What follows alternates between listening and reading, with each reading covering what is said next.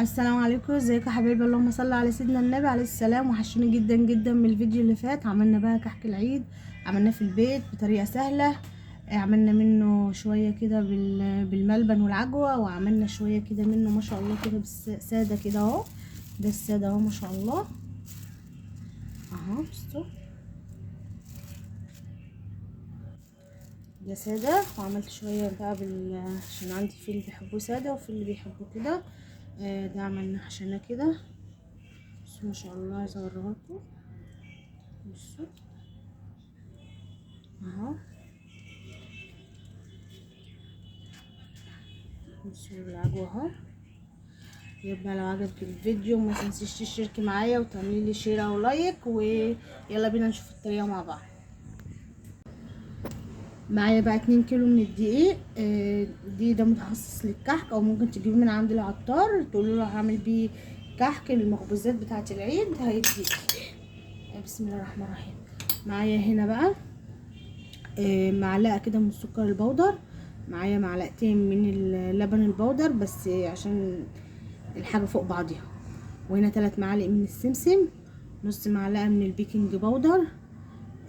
دي معلقه من النشا، معلقه واحده من النشا. دي معلقه شاي كده، معلقه شاي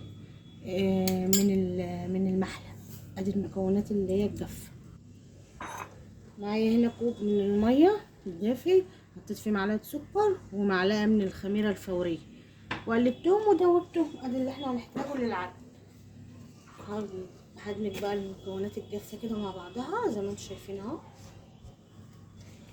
انا محطتش لسه رشه ملح. هقول لكم ما حطيتش لسه الملح ليه. هعمل كده حفره وهنزل معايا بالسمنه. بسم الله الرحمن الرحيم. اللي على الوش دي كانت حته زبده كده فلاحي عندي ونزلت بيها. على فكره السمنه اصلا سخنه. بسم الله الرحمن الرحيم. انا حطيت الملح مع السمنه وهي بتدوب كده، حطيتها مع السمنه.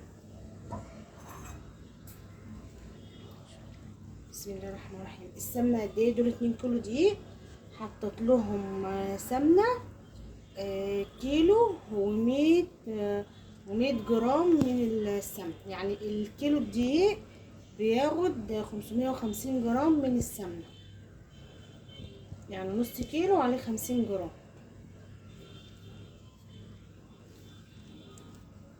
هعمل بقى المكونات كده مع السمنه وارجع لكم.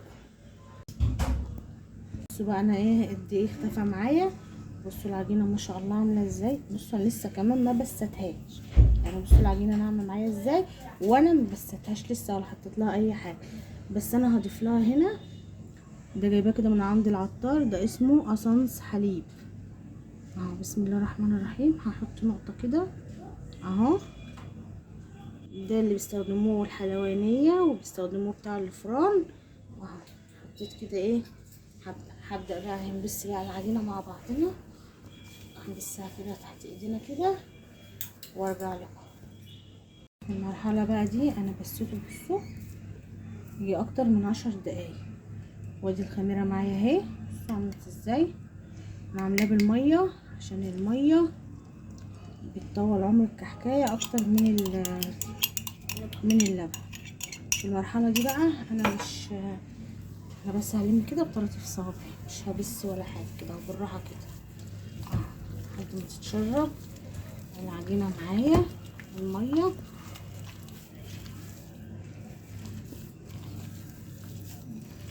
هنمي بس العجينة كده بالراحة كده من تحت لفوق كده اهو.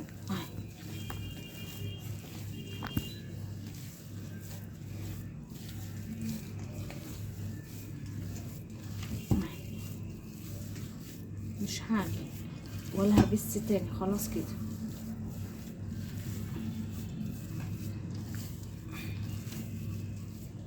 بصوا بقى العجينة معايا عاملة ازاي. بصوا طرية والقوام بتاعها عامل ازاي.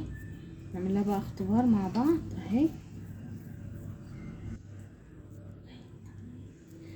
نعمل واحدة تانية عشان بس اللي في ايدي ده ناعمة. انا بحبها ناعمة، الكحكة بحبها ناعمة ودايبة. بصوا ما شققتش. لو شققت معاكي ممكن تضيفي لها معلقتين من السمن هسيبها بقى ترتاح شوية 10 دقايق مش اكتر، على ما نجهز السيجار ونعمل الملبن ونعمل الحاجة بتاعتها ونجهز الحاجة بتاعتها ونشكلها بقى مع بعض.